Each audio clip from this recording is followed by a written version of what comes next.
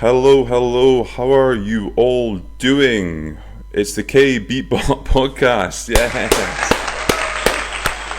Oh, clapping myself again. Welcome back. It's been a while. It's been 5 weeks since the last podcast, and welcome. Thank you for listening just now.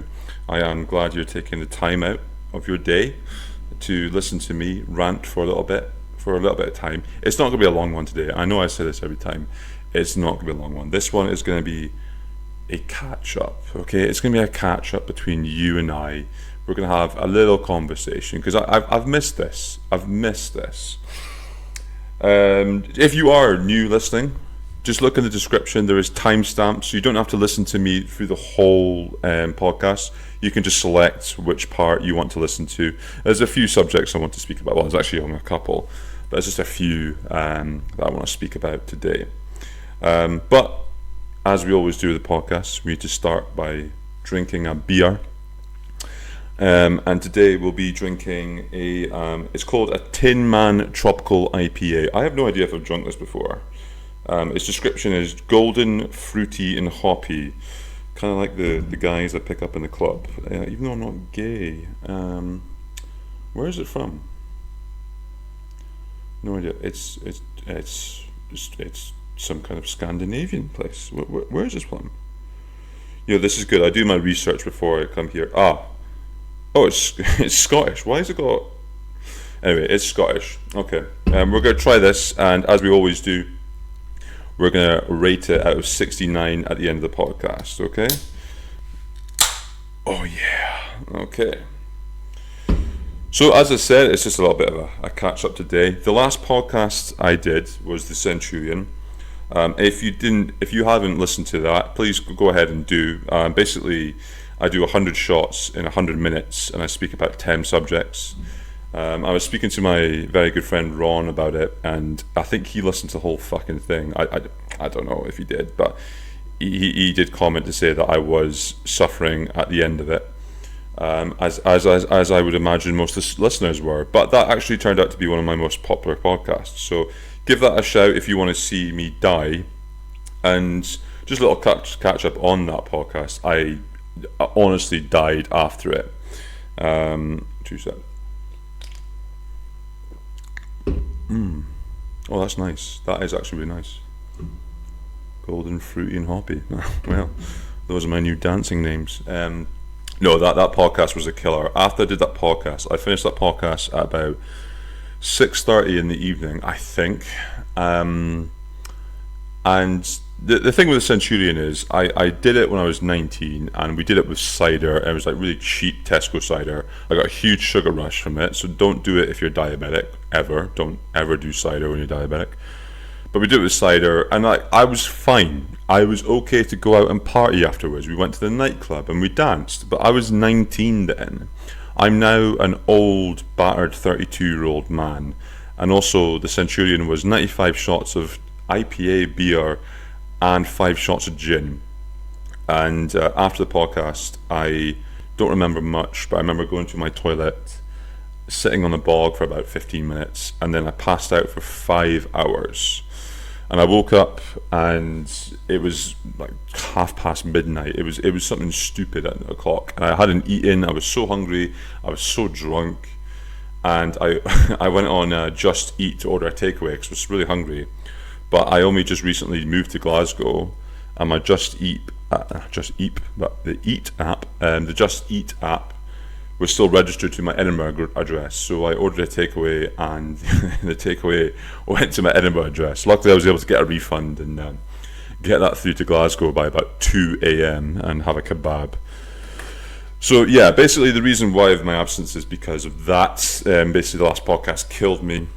I've also been very busy. I have actually moved to Glasgow, so I have been living in Glasgow in a very nice apartment. It's been a good time, and I will talk about that further on in the podcast. But yeah, I just wanted to do a little catch up, have a conversation.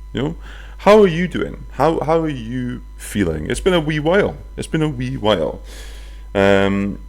Just before we get into it, just you see that little thumbs up in the description. If you're listening on YouTube, just give it a little thumbs up and a little like.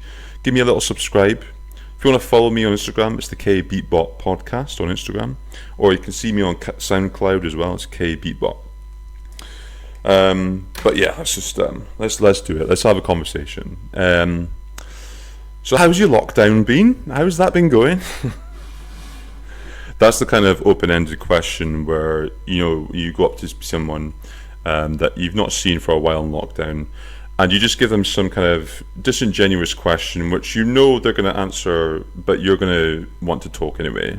It's the same cunts. It's the same people. You go up to them, and no, sorry, you. I'm not referring to you personally as that person, but you meet those people who they'll come up to you and they'll be like, "Hey, how are you doing?" And you're about to answer, so you say, "Oh, I'm fine." And as soon as you say the ing, which is not how you spell fine, I-N-E, thing. That's my ex-girlfriend thing. We're not getting racist. Okay. But as soon as you say the first F-I, they start giving you this spiel about how their life is a travesty, how everything is dying, and how no one can survive, and how life is terrible. And all they've basically done is, not got the right address on their Amazon delivery. That's essentially those kind of questions I've asked you, but it is just me talking to you here, so unfortunately you're going to have to suffer the one listener to my stories.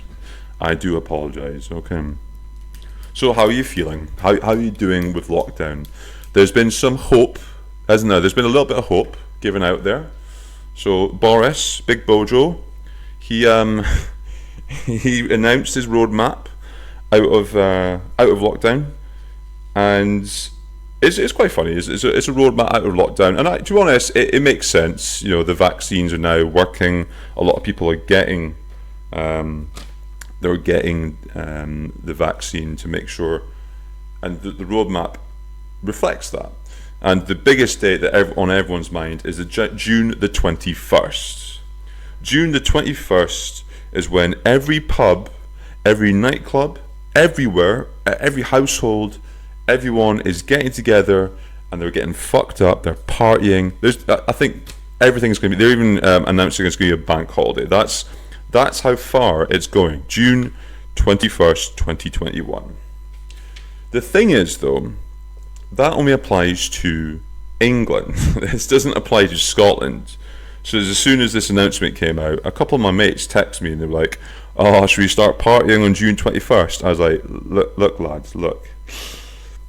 That's not happening, okay? We're in Scotland, Shotland. Things are going to be different. And Nicola has taken a very different stance during this. She wanted to be the kind of more measured leader. Where I say measured, she kind of, whatever Boris says, she adds about 3 weeks onto it, on any measure. So that's kind of been her plan so far, I think. So all these people are saying, "Oh, let's go out on the 21st of June." Guys, let's sit down for a second here. We live in Scotland here, okay? Things are going to be a little bit more slower here, even though we've had the best case scenario in regards to this terrible virus.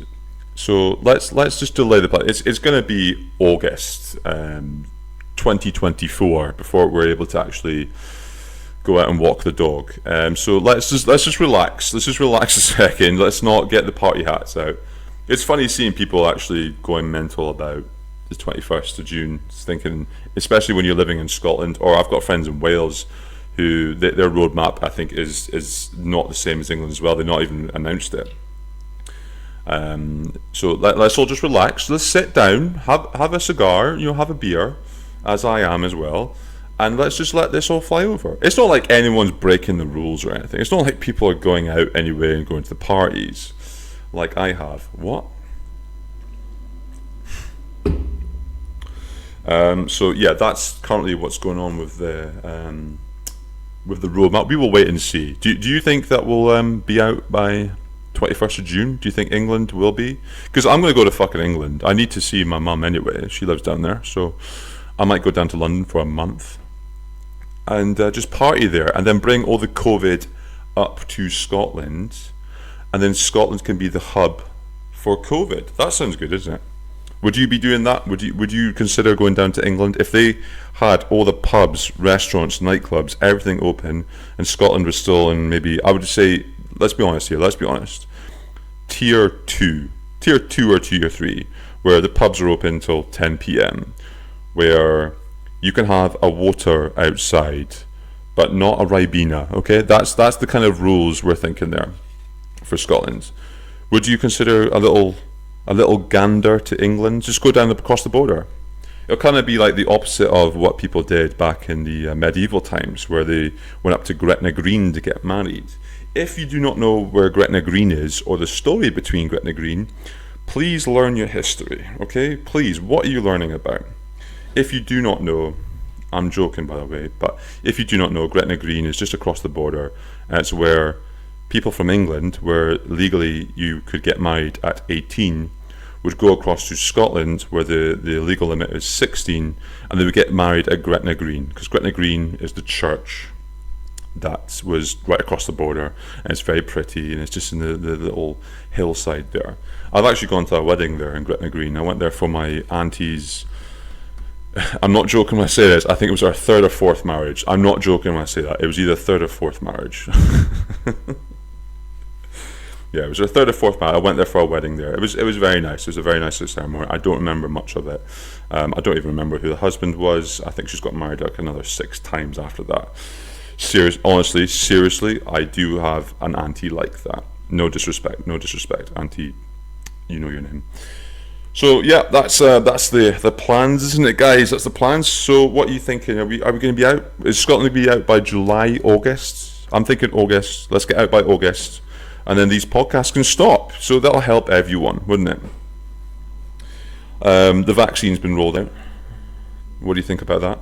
Are you going to get the fucking vaccine? My grandparents got it. My grandparents are in their 80s now. The ones who are alive, they're in their 80s. I think the ones who are dead are thousands of years old. But my grandparents got it, and they were fine. I think my granddad now has an elephant penis because of the side effects. But other than that, they're fine. I think they're alive. I've not spoken to them for a little while, but I've heard on the grapevine that they're doing well. So thank you for asking. Thank you. Has anyone have they got the vaccine? Are you going to get the vaccine?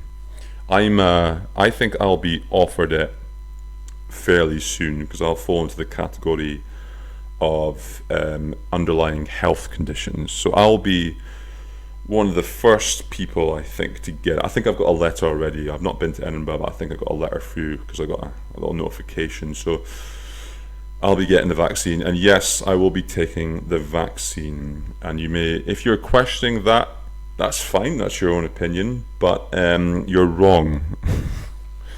No, I'm joking. If you question it, then okay, I don't agree with you, but yeah, you're entitled to your own opinion. My own mother won't take the vaccine. She's into her 60s, and I think she's questioning it. She is questioning why she should take the vaccine, and she's saying there's so much uncertainty on the vaccine. Okay, all right, okay, I understand that, but do you want to live? Is what I'm going to say to her, essentially. Yeah, I don't know. Obviously, I can understand if you think there's some uncertainty about the vaccine, and I think we met some of the boys and I. One of our friends, he was uncertain about the vaccine, but we just got to get it done. I think all the scientific evidence there. We just got to do it. Just do it. Just do it. No one's died yet. Okay, how about we just wait a month? And see, and if people start dropping off, fine, that's fine. Then maybe not take the vaccine, or maybe just let them take the vaccine. Maybe here's a conspiracy theory. Maybe the vaccine will actually kill people who are in the 60s and 70s and above. Why am I whispering? Because there's no one here. It'll actually kill people. But then they'll just blame it on the COVID, and then it'll help us with the aging population of Western society. It's genius. I might write that down. I might send that to my mate Heimlich. Anyway, sorry, Ron. I know that was your idea. So my mum is uncertain about the vaccine. I think she's reading too much information on Facebook, which again I'll go into a little bit more details about Facebook in a little while. But yeah, I think she's concerned. I think for her it's kind of scary. You've had the conflicting information of should you go out, should you stay in. So she doesn't know, and I think she doesn't want to take it. But I'm gonna try and force her to take it because she might not have long left. That as soon as I cough on her, she could be gone, like that. Sorry, Mum. I am joking when I'm saying this. Don't worry. I am joking about the whole elephant penis thing about my granddad as well. Okay, he is well hung. Fucking what am I doing? This is why I don't do the podcast anymore, okay? Because of the shit that comes out my mouth. So yeah, that's the current state of affairs with I think COVID, isn't it, at the moment? Let's see. Let's make it a quick one today, okay? But let's start with an unpopular opinion. Where is this bitch?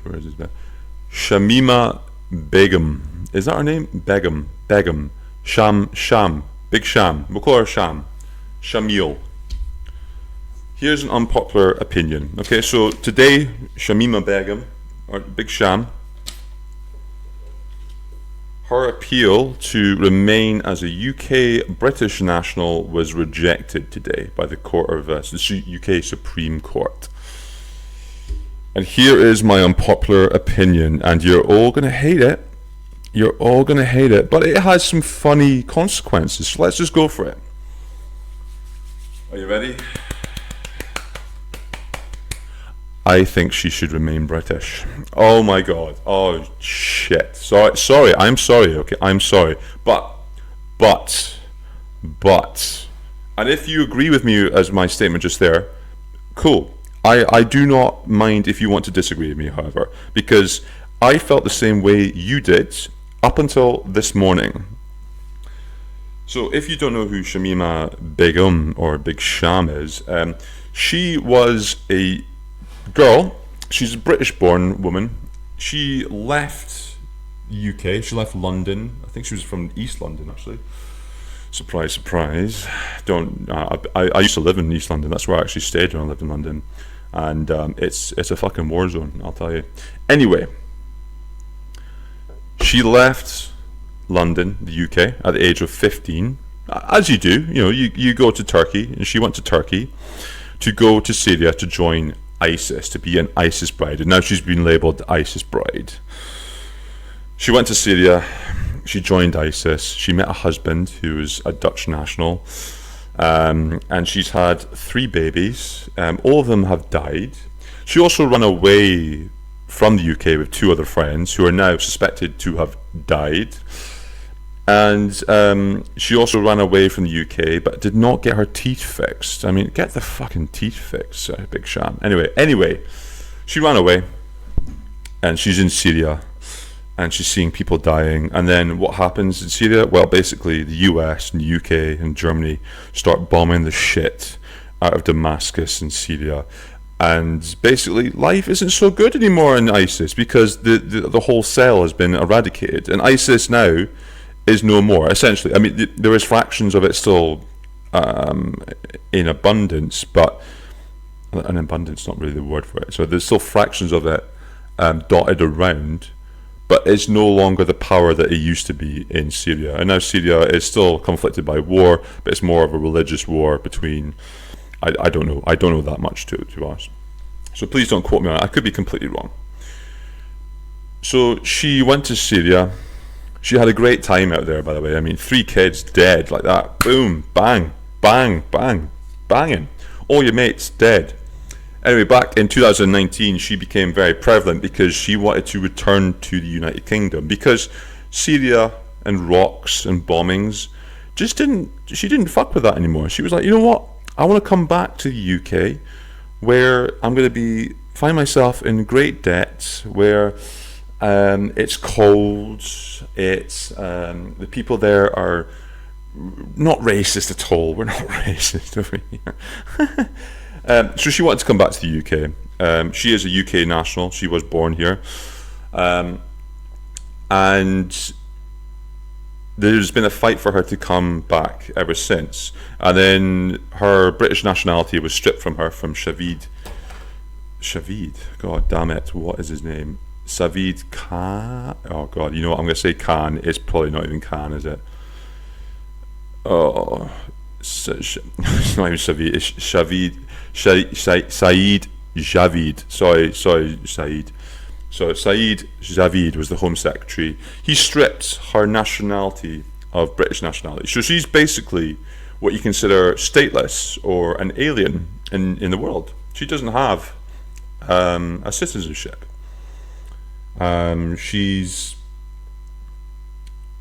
She was trying to get back to the UK because apparently it's safe here. But I don't know. But if you live in East London, well, fine. And obviously, there's been a lot of public outrage of this because she's basically a terrorist that is wanting to return to the UK, and now she's fighting the courts to try and get back. Although this court case at the moment is not about her returning to the UK, it's just about reinstating her nationality. That's a very important point here. Just reinstating her nationality. The question of her returning is not even on the books at the moment. She just wants to have a nationality. She doesn't have a nationality. Who thought the product of your nationality could be taken by a simple act or law? So one day you can be British, and then the next day you're not. You have no nationality. People try to get her to go back to Bangladesh, because that's where she has roots. She has some roots in Bangladesh, and well, they didn't want her, simply, which is understandable. I can understand that. But here is my controversial opinion, okay? And you're not gonna like it. No one's gonna like it, and I'll tell you why. Because I've experienced it today. So today, I was on Facebook, as you do, just browsing, and you know when you're on Facebook and you see comments and opinions and people put up posts and there's controversial posts, and I think anything with Big Sham involved is going to be controversial. People are going to talk about it, and it's going to be very heated, essentially. And there was a post put up on the Telegraph on Facebook. And now I have two friends from university from back in the day in Aberdeen. I've got two quite good friends. Well, actually, one of them, Kwame, is one of my best friends from uni. He was my best friend in uni, and there's a guy called Max as well, who's a very good friend of mine from university. These two people are very intelligent people. They are very smart. Max, I'm going to apologise, Max, now if I am kind of identifying you here. But Max is a more liberal kind of fellow. I think he supports the Labour. He definitely hates the Conservative Party, as you do if you're under the age of 35 and come from a working class to lower middle class family, which I don't even know if he comes from that. So I'm sorry, I missed identifying you, but I assume this. So he comes from quite a liberal. His idealisms are liberal, I think. I believe.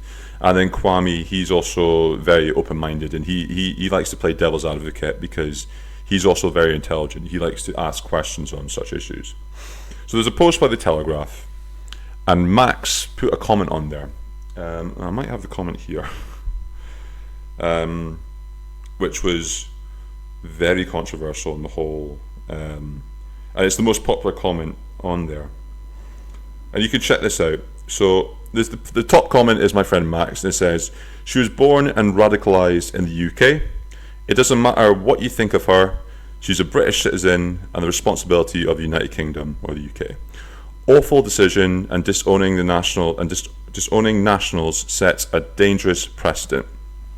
I first saw that and I thought, fucking hell, what's going on here? But I didn't really know the story as such. And I read more of the story, and I actually agree with them. I was like maybe many of you who are listening, and I say many of you, the one listener who's listening. Hi, Stephen, how you doing? That's I hate this bitch, and I still do. I still hate this fucking cow. I think she's an absolute fucking idiot. That's not strong enough.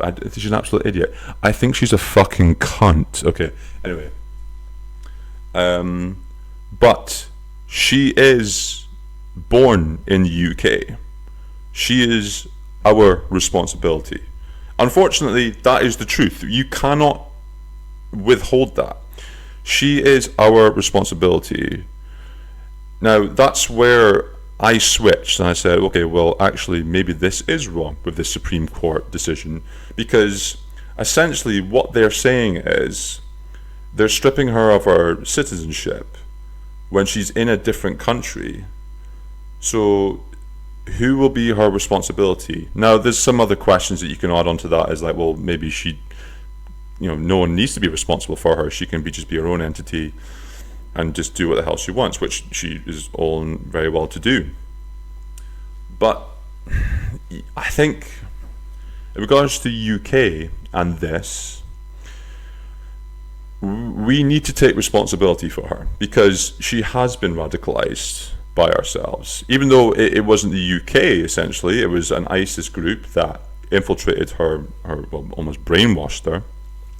We need to take responsibility for her, because essentially what we're doing is we're cutting ties with her and letting her loose to do what the hell she wants now. She can run around Syria and do what the hell she wants, but with no responsibilities. It doesn't make sense. Essentially, we need to take responsibility for her, and acknowledge she is a UK national. Her family is not from the UK, and that's where the Bangladesh thing comes in. But she herself is British. She's British born, so she should be a British national.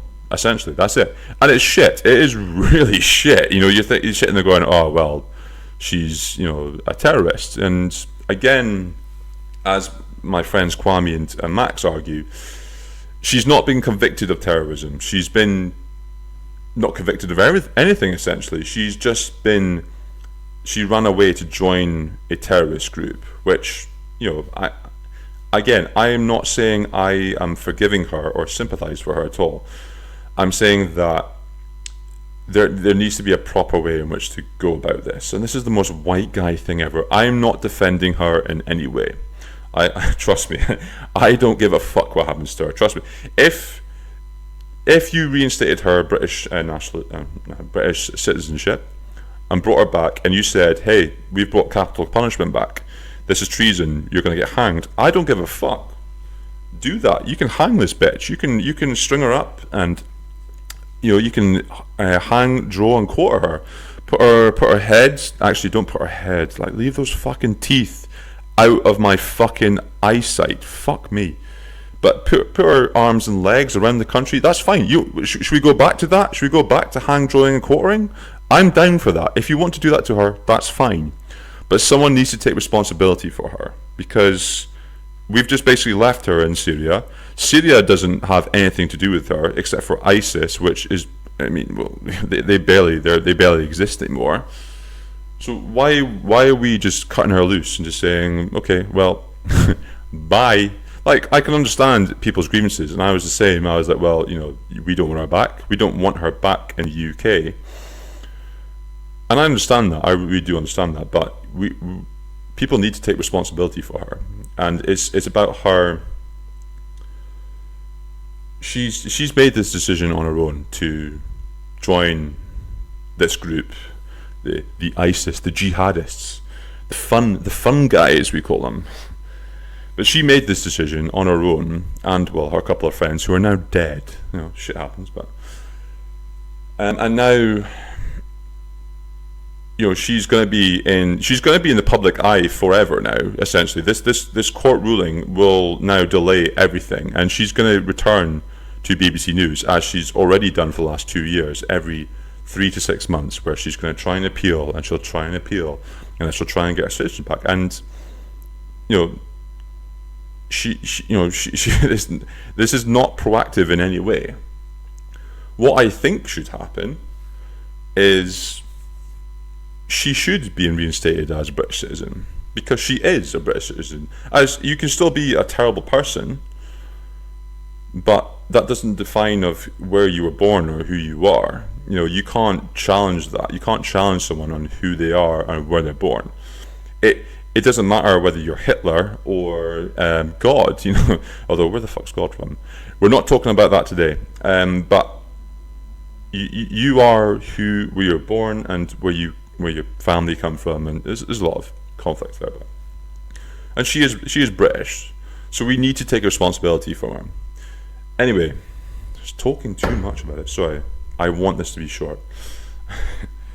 So my friend put this post up, and it's hilarious. Now, I don't get involved with Facebook wars. I think they're hilarious to watch, but I never get involved until today. So basically, every boomer on Facebook, I say boomer, so there's a mixture of people here just saying the most outright bollocks, and it is literally people attacking my friend Max for saying essentially the truth. Like, he is stating the truth. There's nothing to defy him about this. Yes, it may make you angry, but he's stating the truth. The truth hurts a lot of the time, most of the time.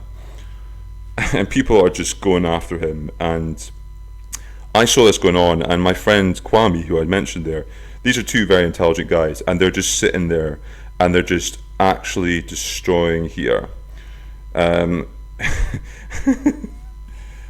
So my friend Kwame, this is one of his comments here. So you can tag each other on these comments. Kwame says, "Hey, John York." Sorry, John, I'm going to say your full names because fuck you.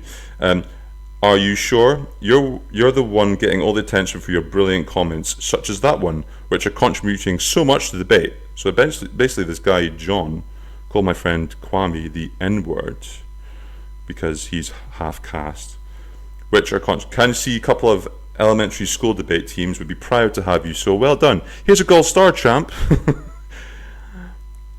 Maybe time to move on from comments where they have a 5 rule at some point. So basically these people, Max and Kwame, are making good arguments, and some of the comments they're having arguments with, they're good arguments for and against.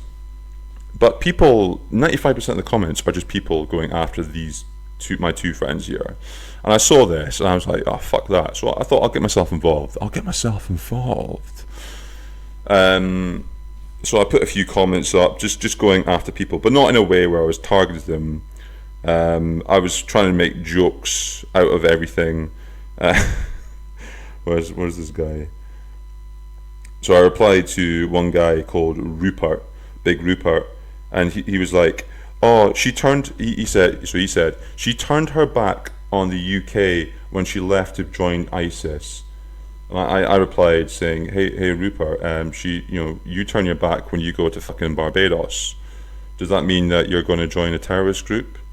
And she definitely didn't turn her back on the NHS dentist scheme. So I'm trying to do funny things here, but it just escalates and escalates. And then Rupert replied saying, Kelvyn, she no longer is a UK citizen anymore. I'm like, fucking hell, Rupert. Fucking Rupert. And it just goes on and on. I don't want to go through all the comments here, but it just shows you how fun Facebook can be, just watching the comments. And that's the first kind of Facebook war I've ever been involved with. So what the fuck do you think? I mean, I'm not saying you should agree with me. I'm not saying it, but I think I am stating facts. And if you want to prove me wrong, please comment, tell me, message me directly if you want. Message me directly and just say, Kelvyn, I think you're wrong. These are facts, but don't do it on emotion. Do it on actual facts. Give me actual facts which you can see and say, you know what, this law states this, or this article or journal says this. Give me some actual evidence, and yeah, I'll definitely take on board. I want you to change my mind, like Stephen Crowder. But here's my plan for Big Sham. Okay, here's my plan for her at the moment. Okay, so we reinstate our UK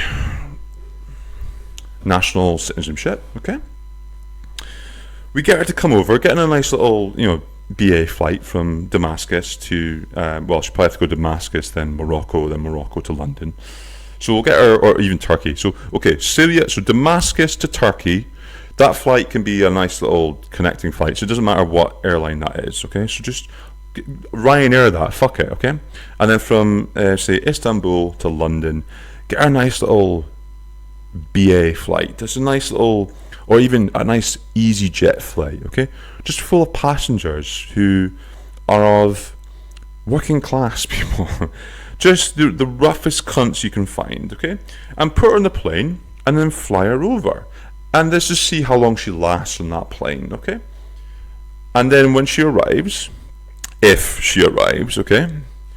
Of course, we're going to have to put her in a hotel because there's the rules now. If you arrive from international destinations, you have to quarantine. So she's going to have to quarantine. I'm sorry, Sham.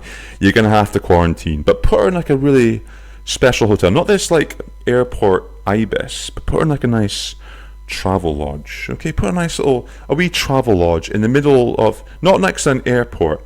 Put it out, let's see, on the way to Reading or something, just like off a motorway, so where basically most of the UK population is serial killers live. Think of the Hotel what's it called? The Hotel Cecil. If you watch that, hilarious. Think of that, but just a little bit more. So we say, let's just knock a couple of stars off that. Okay, so let's maybe Hotel Cecil, but without all the pizzazz. Okay, so just put her in one of them. For the 10 days. The 10 days, just put her in there. And then let's just see how long she survives in there. And then we can give her a fair trial, okay? Where she'll, probably be put into prison for, I would say, 20 to 30 days. And then she'll be released into society. And that'll be fine. And she'll probably end up having her own radio show on Radio 4, talking about infant mortality. She'll probably, she'll probably start a podcast. I will get her on the podcast. If I can get her on the podcast, I will. I just thought about that to get on the podcast. Can you imagine that? I just open up my podcast, going, "Hey guys, welcome to the podcast." Today we're joined by the lead dentistry. I mean the lead jihadi, Shamima Begum. Oh fuck! I'm sorry. I'm not being racist. I'm sorry. It's Shamima Begum. Yes, big round of applause, guys. Oh, this is gonna be a blow up of an episode. Fucking jokes are terrible. I need to really improve them. Can you imagine swiping on Tinder? And you just come up with her. It's like her bio would be like just her, just that face with those teeth. I'm sorry, I keep going after her teeth. I don't care. Just that face, just with her teeth sticking out, and just her bio is like, "Hi, my name's Sham, 21, 3 kids, all dead. I had 2 friends that are dead. My husband's almost dead. I'm just looking for a new husband to find a nationality with." That would be our Tinder. Oh, fuck. Imagine. Fucking hell. I'm making myself laugh. That's not really a good sign, is it? But yeah, that's my thoughts on it so far. That's how it has changed. So yeah, I think that she should be. Or, I mean, another option would be just to send her to Bangladesh, because they'll kill her as soon as she gets off the plane. They'll just literally murder her, and I mean that. They will just absolutely decimate her. So it's up to you. And as I said, I'm not defending her. I'm just stating facts that she is a British citizen. So we need to accept that, unfortunately. But hopefully I'll find her on Tinder soon, anyway. So, talking about hell and leaving hell, as she did. Well, she went from UK to Syria, so I think the UK is hell. I have been living in Glasgow for the last 6 weeks. And it's been fine, it's been good. I've been chilling out. I've been seeing my friends Talia and Graham. Shout out if you're listening, guys. And Milo, their son Milo. Oh, I don't know if I should mention their son. Okay, I hope their son doesn't get kidnapped. But he goes to the school of. I'm joking. But I've been hanging out here, and they've also been very kind enough to let me stay in Graham's flat, which has been very nice. And I don't know Glasgow that well at all. I really don't. Before I've stayed here, I've been here maybe less than 25 times, which sounds like a lot, but it's usually just going up and down Buchanan Street. So I just kind of wanted to do like a little comparison of my experiences here, because I say experiences as in like plural. There's not been any experiences. It's been lockdown, but I like to go for walks whenever I go somewhere new, so a city or a country. First thing I do is I drop my bags off in the room and I go for a walk, and I will get lost. I will just put my phone in my pocket and I'll make sure there's enough battery on it, so when I'm done at the end of the night, I have enough battery to get the map and get me home, and either get an Uber or get public transport. I usually like public transport. Can I speak? But yeah, I've been sitting in Glasgow here, and it's been pretty nice. It's been pretty cool. I've actually liked it here. It's been fun because I've not really lived anywhere different from Edinburgh for, well, I think maybe 5 years, when I lived in London for 6 months. So living here, it's been cool. It's been good to get out, because of lockdown. You see the same four walls all the time. So being here has been nice, little freshness to just kind of decompose, just to relax, because I get very uptight. Okay, I get very uptight sometimes. But it does mean that I have done some exploring and some people watching and some identifying of, well, differences between cities. And I like to go through some of them today, because I've written down some things of which I want to talk about. This will be a short podcast, I promise. I know it's at 42 minutes. Calm down. You can skip at any time. You can go to timestamps, you can skip anything. I'm sorry. I do apologize. Right, let's see what I've got here. Okay. I fucked up my order. Shit. Okay. Well. Okay, so the way in which I start off seeing a city and rating it, especially in the UK, is when you get off the train. Well, it's usually a train, isn't it? I get off the train. Where's my notes? I do have notes. Yeah, yes, I write notes. Yes, these podcasts are scripted. Would you fucking believe? They're not. They're really just kind of off the cuff. Okay, got it. Cool. Let's move this. So I have to stand up doing this because I've got not very comfortable. Okay. So when I get off the train, I judge a city on its prowess of its supermarkets.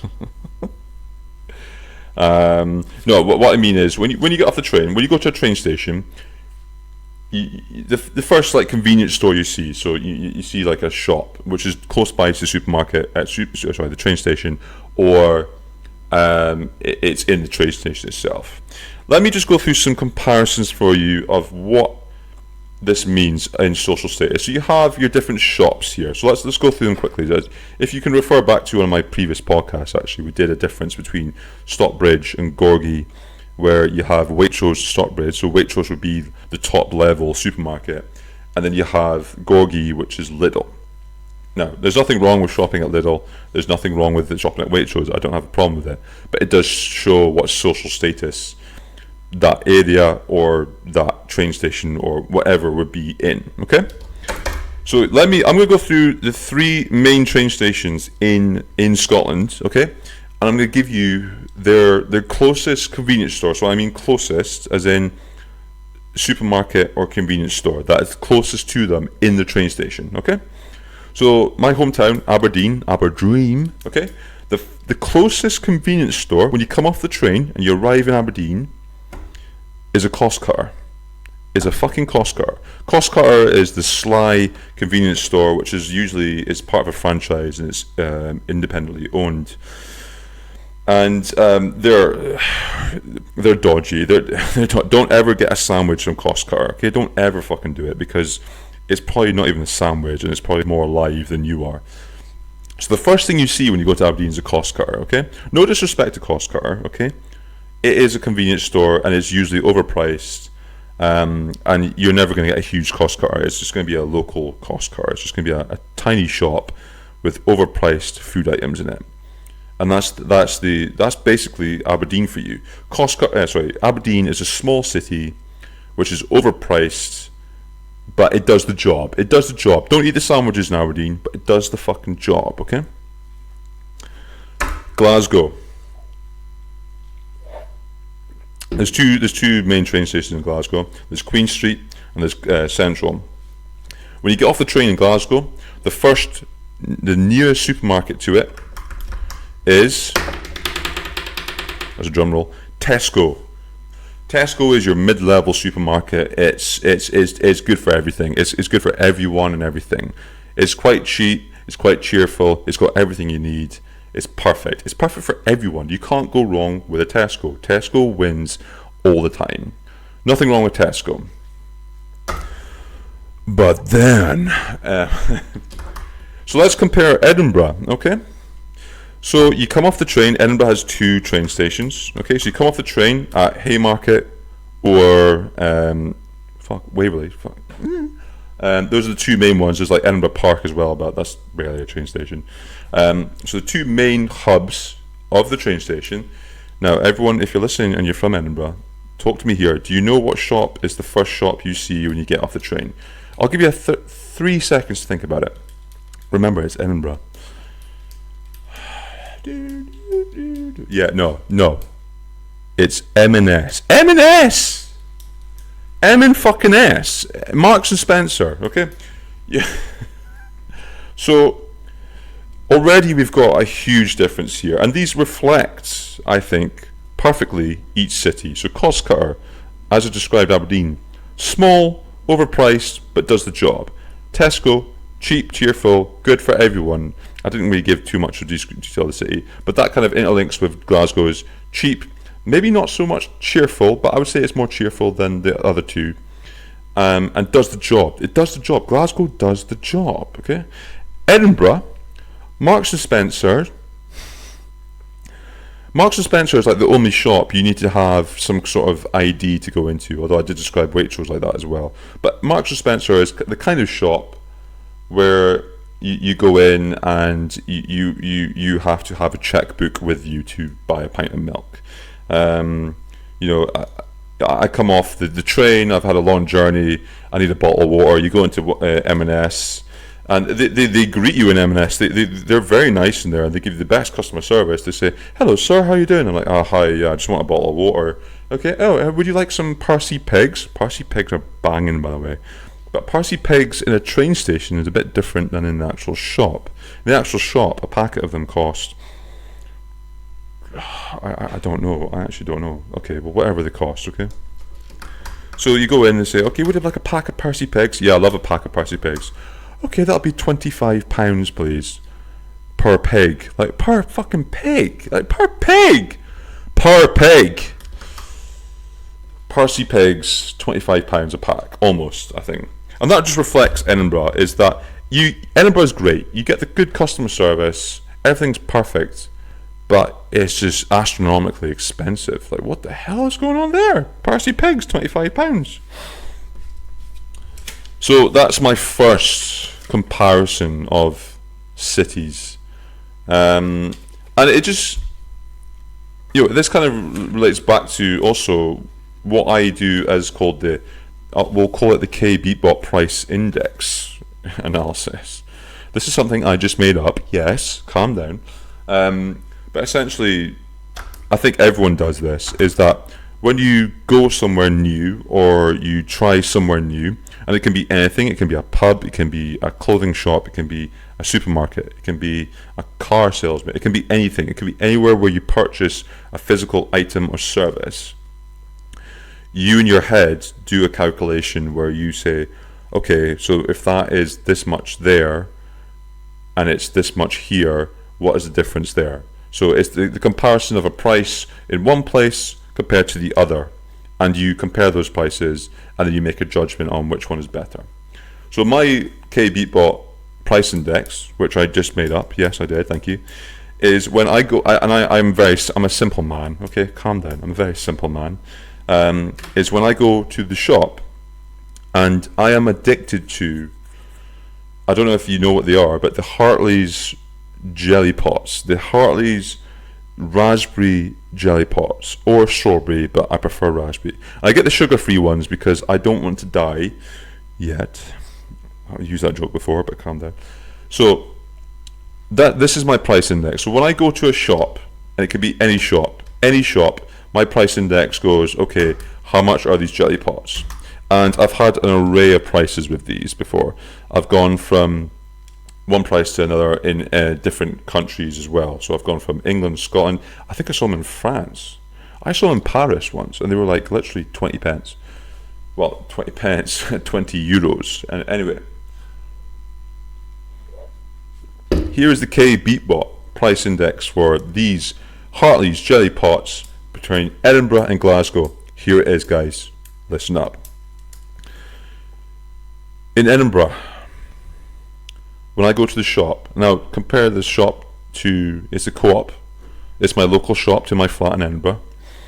When I get a jelly pot, it is 65 pence per pot. 65 pence. That's almost a pound. It's almost a fucking pound. 65 pence in Edinburgh, in my local co-op. When I'm living here in Glasgow, and I go to the local Tesco, so this is the closest shop to me, as is the co-op in Edinburgh, I get a jelly pot for, drumroll, 45 pence. 45 pence! Now that may not be very exciting to you, okay, but for me, I almost came in my pants when I saw that. When I first went to that Tesco and I saw 45 pence, I bought 15 of them. I was like, fuck it, I'll do it. Because if you buy 3 pots of them, you're getting an extra one free. Essentially, that's how it works, isn't it? So 45 pence for a jelly pot and 60 in Glasgow, and 65 pence for one in Edinburgh. So what does this mean, Kelvyn? What are you saying? Well, basically, Edinburgh is a fucking rip-off, and Glasgow is much cheaper. It is much cheaper here. It is much cheaper to live here. Even rental costs are much cheaper to live here. I've stayed in my flat. It's not my flat, so my friend's flat here for quite a good price. I would say a good price. It's a 1-bedroom flat. It's a bigger flat than the one in Edinburgh, and it's been much cheaper than, not much cheaper, sorry, but it's been a little bit cheaper than the one I currently stay in Edinburgh. Now, if you've seen my flat in Edinburgh, which many of you have not, it is, if you think of the crack den that Trainspotting was filmed in, it's kind of like that, okay? It's kind of like that, but just a little bit more dark and dreary, okay? It's just not really a nice place to live, and I'm gonna try and get out of there as soon as I get back. But yeah, it's just a lot cheaper to live here. The prices are just astronomically. What am I saying? Okay, it's just fucking cheaper to live here.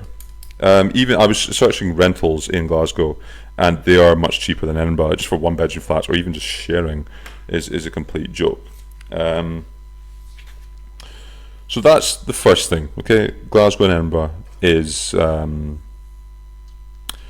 is compared in price, it is much different. But this leads me on to attitudes, because basically, now I don't want to be misquoted on this. And I'm not enforcing this in any way. But someone needs to do a terrorist attack on Edinburgh. Someone needs to do something there. Okay, someone needs to basically spice this place up. Okay, because Edinburgh, someone needs to humble it. So it's got too comfortable in Edinburgh. It's too comfortable in Edinburgh. Okay, maybe Big Sham could come along and bring our mates and bring our dead children, and we can have a party in Edinburgh. We can blow some shit up. Maybe go jump off Scott Monument. We don't know, but someone needs to do something in Edinburgh to get people less comfortable. Edinburgh is too comfortable. They need to be humbled there.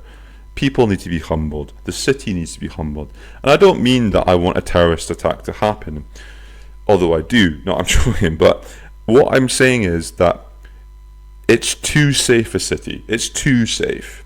A city is meant to be a little bit dangerous. It's meant to be a little bit edgy, okay? Let's compare it to all the cities in the United Kingdom. London has a terrorist attack almost every fucking hour. There's someone dead because of a terrorist attack or a knife attack or anything. You see it on the news. There's always a terrorist attack. Birmingham, the second biggest city in the UK, is literally a war zone. I don't know if you've ever been to Birmingham before. I went there. I've seen people just beaten up in the street just for walking down the wrong side of the road. I'm not joking when I say that. I've seen that fucking happen because I was the one doing the beating. I'm joking. It was my dad. And anyway, no, it is a war. Birmingham is a fucking war zone. Okay. Manchester is it's a bomb scare. No pun intended with that. No pun intended. And then let's just go back to Glasgow for a second here, because I don't know if you've heard about the news about Glasgow in the last maybe 8 years about attacks or what's happened here. But Glasgow has had the biggest array of attacks and tragedies here. Okay, and I mean, I'm not gonna make light of tragedies, although I probably will. It's almost every year that something major happens. What was the last thing that happened? There was the attack in the hotel, that racist attack. That was what, last year? I can't remember actually. 2 seconds, bear with me. But think amongst yourselves. 2 seconds. I should have had this prepared. We do prepare this podcast. When I say we. 2 seconds. Yeah, okay, so that was last year, where some guy who was mental, he had mental health issues, just decided to start stabbing people at a hotel which was housing refugees. He was anti-racist activist. Where do anti-racist activists hang out? Okay, fair enough. Okay, cool. So that happened. Then you had the helicopter crash. That happened just after Green went into a pub. That killed 10 people. Some guy drove a bin lorry in like 2014 or 15 through the Queen Street or just through the main road of Glasgow. And then, do you guys remember, this is actually probably the funniest one, is there was a terrorist attack in Glasgow. It was, what was it? This was a wee while ago. This is when like terrorism was quite on the high scale of the Glasgow airport attack. Was it 2007? Nah, yeah, it was 2007. Did anyone die from that? Oh, there was one. Oh, right, okay, yeah, okay. So, do you remember this? This is 2007. So most of you weren't even born then, okay? So there was a guy who basically went there, and what did he do? He tried to blow up the airport. But the funniest thing about it was, one boy set himself on fire. One of the terrorists set himself on fire, and I think he's the one who died. And there was some like airport worker. He was like some baggage handler, if you remember. And he saw this guy, and the guy is running at him, and he's on fire. The terrorist attack is on fire, and the baggage handler just coolly and calmly saw this guy running towards him, screaming whatever they like to project when they say. And all he did was just stood at him and punched him right in the fucking head and knocked him out whilst he was on fire. The guy was on fire. He punched him out when he was on fire. So not only are you on fire screaming at a guy, you can try and hurt him, but then you get knocked the fuck out and then you die. I mean, that is a win for Glasgow right there. That is a win. Well done. I mean, I think Big Sham should meet this guy. I think they should definitely hang out. So anyway, back to the point I was saying. Edinburgh needs to get bombed. No, I'm joking. But nothing's happened in Edinburgh. There's been no terrorist attack. There's been no immediate tragedy in Edinburgh, and it needs to fucking happen. So I'm not sitting here rallying you all around to say let's go let's go do something. I am not doing that, okay? I am definitely not doing that, okay? But I think we should definitely have a pint over it or something. We need to talk about it, okay? We need something to happen in Edinburgh. It's too comfortable there. It's too comfortable. People need to be humbled. And I think I was thinking, what is the most uncomfortable thing that happens in Edinburgh that has ever happened? And I'm gonna give it to you right here, okay? And I want you to let me know if you agree with this, okay? So if you agree with it, comment on the video. No one comments on my videos because no one watches them. But if you agree with me here, comment down below, agree or disagree about this, okay? You don't have to say anything else. You can say what the fuck you want, but if you agree with what I'm going to say here, the thing that makes Edinburgh the most uncomfortable is, and this is pre-COVID, when you walk down Princes Street and you see those fucking charity workers who approach you asking you for money and want to have a conversation, you know exactly which cunts I'm on about. The people who come up to you and go, hey man, can I speak to you for a second? Hey, hi, hey, how's it going? They do all these stupid things. They go, hey, how's it going? They make themselves very big and large. They're wearing bright colours and they're very enigmatic, as you'd have to be in this job. They are the biggest soulless, lifeless cunts I have ever met in my life. And I am obviously joking, okay? But they make your commute down Princes Street, and they sometimes go up to Royal Mile as well. So watch out. But they make it very uncomfortable. And that's the most uncomfortable Edinburgh has ever been for anyone. That's the most uncomfortable, because one person is going out to someone and saying, hi, do you want to give us some money? And one thing is that, with Edinburgh being so comfortable, people actually stop to speak to them. They actually stop to speak to them and they give them their time. It is not rude to say to someone, if they come up to you in your face and say, hey, can I speak to you? And you say, no, sorry, I need to keep going. I wouldn't say ignore them, but just give them a courtesy and say, no, sorry, I need to, I've got to go somewhere. Just give them the spiel. Like when a homeless person says, you got any change? And you're like literally jingling full of like coins. And you just go, oh no, mate, sorry, I've got no cash on me. Just kind of that kind of idea. Just say, like, just be polite and say, like, sorry, no, and just keep walking. There is nothing wrong with that. That is not rude. You are just you're helping yourself, because the next 15 minutes are going to be about them talking about how seals are no longer able to open their eyes because they're colorblind or something, and you have to give £25 an hour. Like, no, I'm not going to do that. I'm sorry, okay? And that's the most uncomfortable Edinburgh makes it for me. I actually had an ex-girlfriend who worked for those things. Here's actually a story. There's an inside story of those. This podcast will finish soon. Shut up, okay? It is ending soon. So I had an ex-girlfriend, and she did that job for, I think, I would say a couple of weeks, and she got really excited. She got the job, and they do pay quite well. They pay like, I think, £10 or £11 an hour, so they pay quite well for the rates.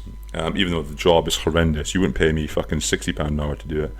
But she got paid to do that, and she was working for some charity, as you do, and they travelled all around the country. So they took her up to like Dundee and Perth and Edinburgh. And at the beginning of the process, they say, look, this job is about approaching people, but it's not about sales. So you don't have to worry about getting numbers. It's just about spreading the message and spreading awareness. And, oh, sorry, that's the beer. And for her, like, she's a very approachable girl. She's lovely. She's a lovely girl. And she, this is perfect for her, because she could just go up to people, speak to them, and just spread the message. And if they want to donate, they would donate, and if not, fine. She spread the message. She'd be perfect for that. However, after a week, they were like, you need to get 10 sales a day.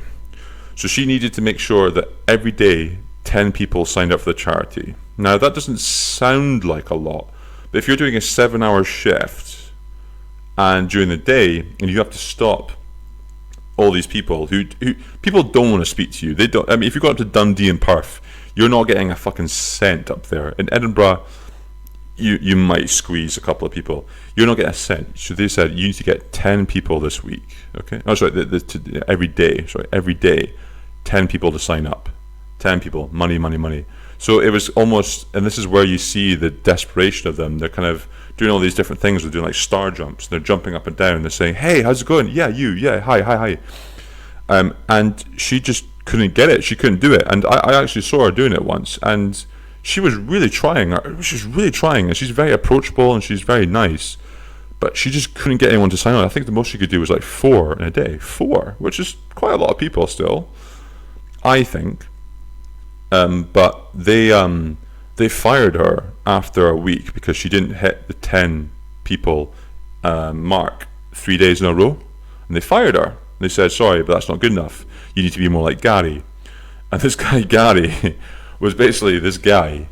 He was just nonchalant. He didn't give a fuck about this job. But you just stand in the middle of the street and he'd be like, hey, how's it going? All right, yeah, okay, cool, yeah. He didn't give a fuck. But what he figured out the system, okay? And this is what you do, okay? This is what you have to do to get the job. What you do is you talk to your mates and you say, hey, can you walk down the street for me?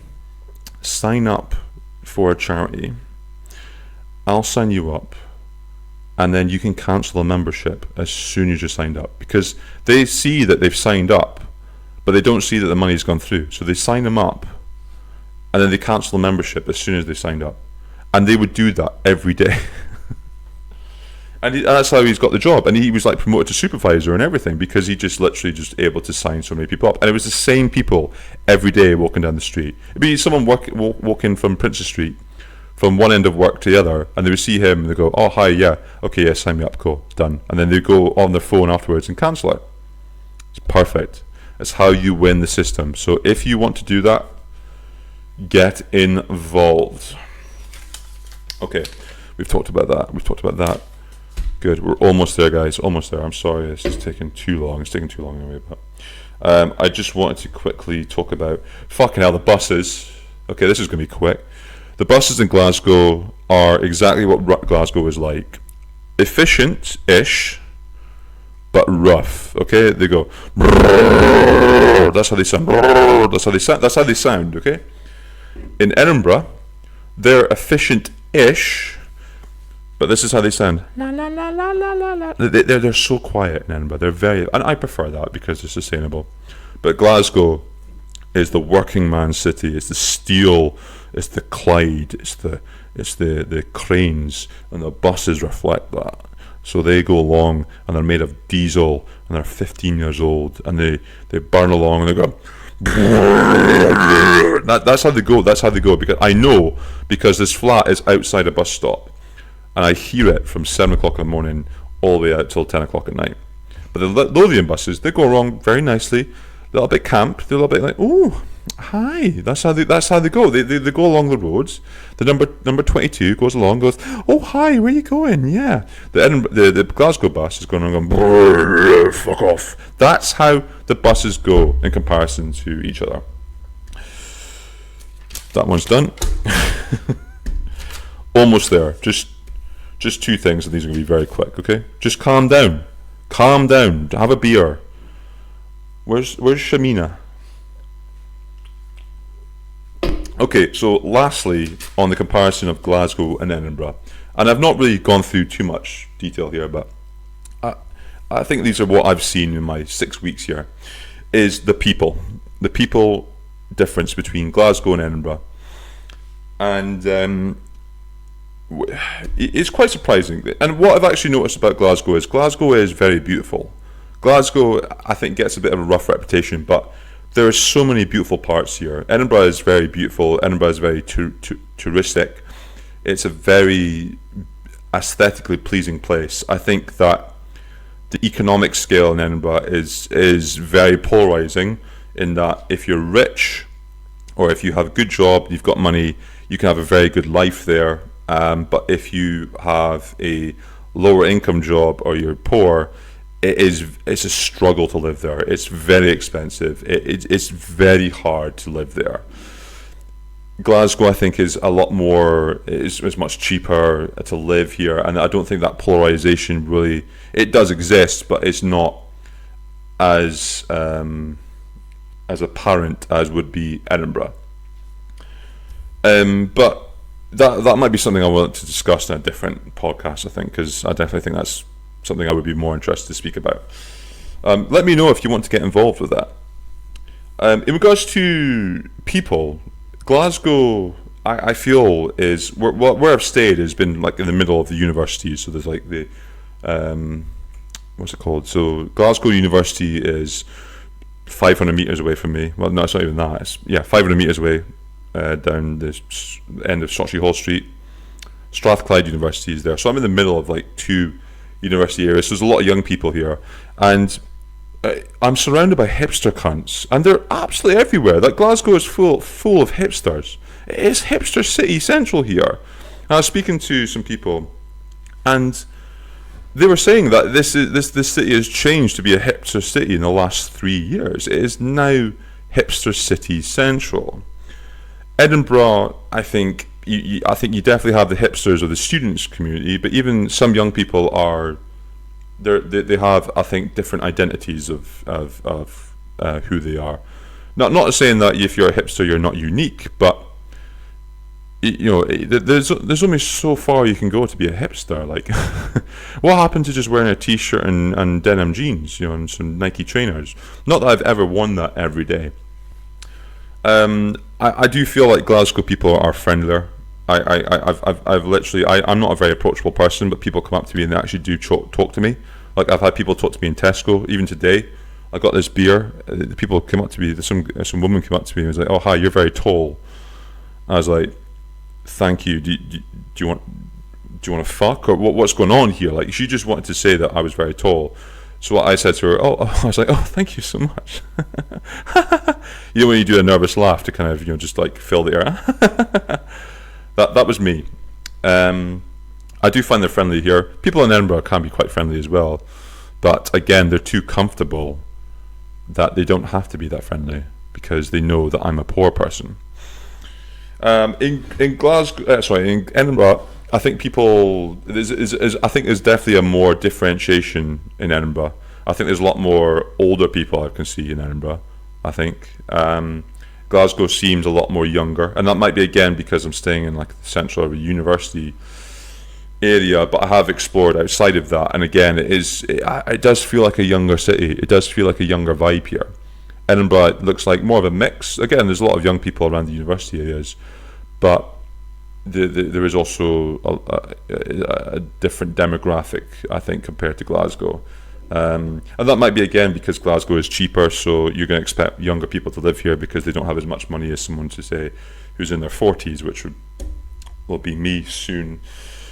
But I mean, the people are, I think, even strangely different, which is fine, and I accept that. So that's kind of me just brushing over what I think is the kind of some differences between two cities, and I think there is some really big differences there. As I said, like Glasgow is hugely much more cheaper. Edinburgh is more expensive. I think the different scenes between people, I think Glasgow is definitely much more working class, lower middle class. Edinburgh is more higher middle class, almost posh. It can be seen. And if you wanted me to rate each city and say which one do I prefer, like I can't really do that because I don't know Glasgow in its full vibe, because I've seen it only in lockdown. I can imagine it's a fucking party when it's open. I've only been out in Glasgow a few times, and it's always been fun. So I think I would definitely want to come back here. I think I would like to maybe try and live here, I think, again.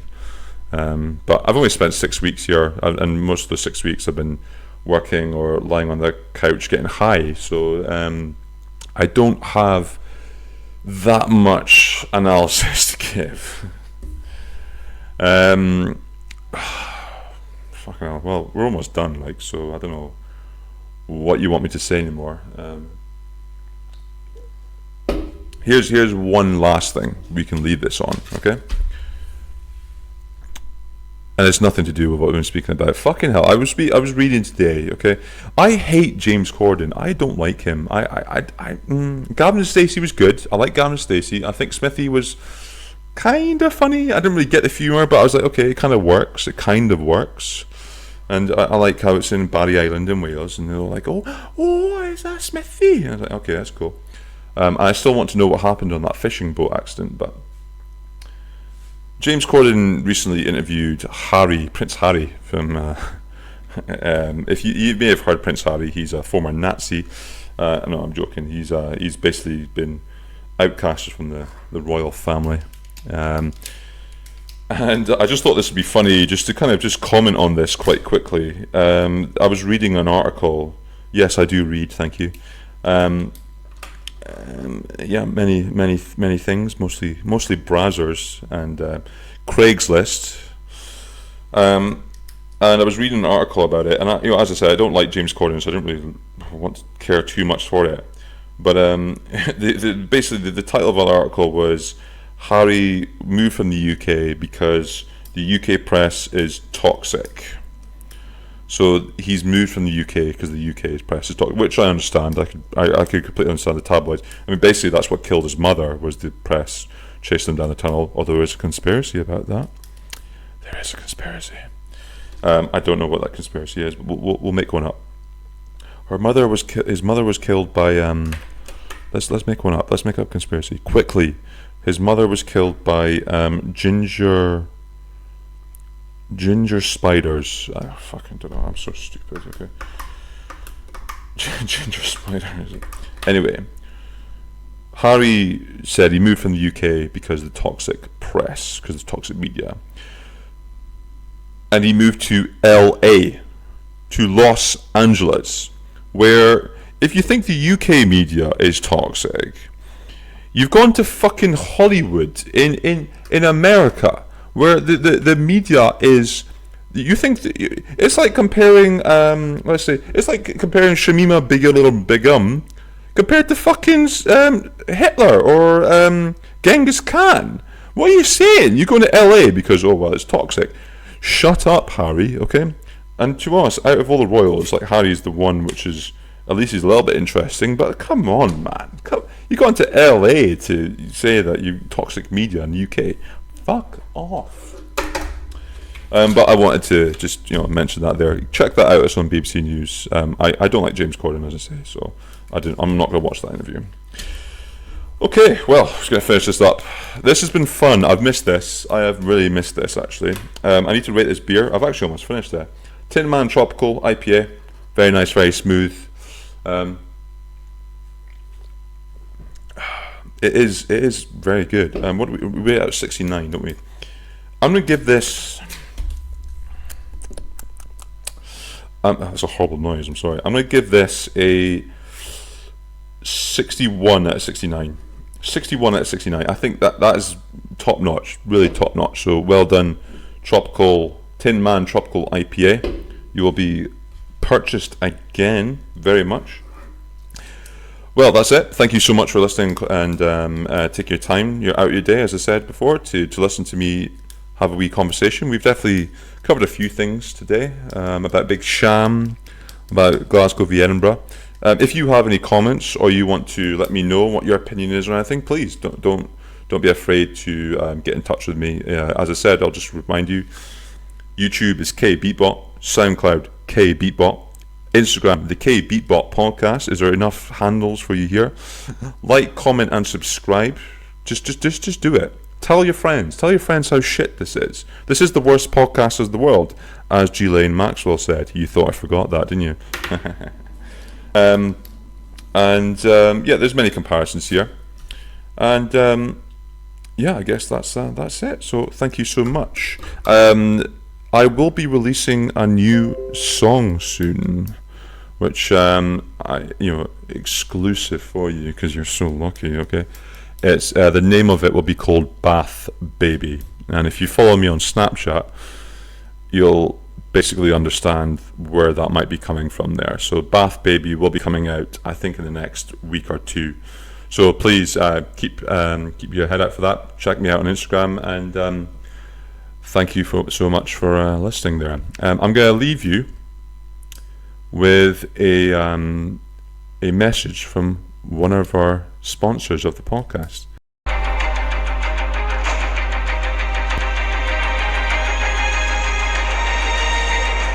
Are you ready to take the ultimate gamble to be a risk taker, to put it all on the line? Coming soon, we will answer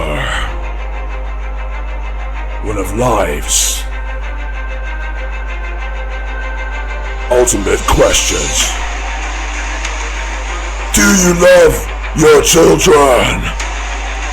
Do you care about them at all? Then why don't you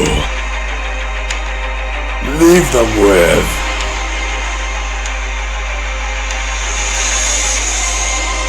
Big Sham Childcare? Proud sponsors of the KBeatBot podcast.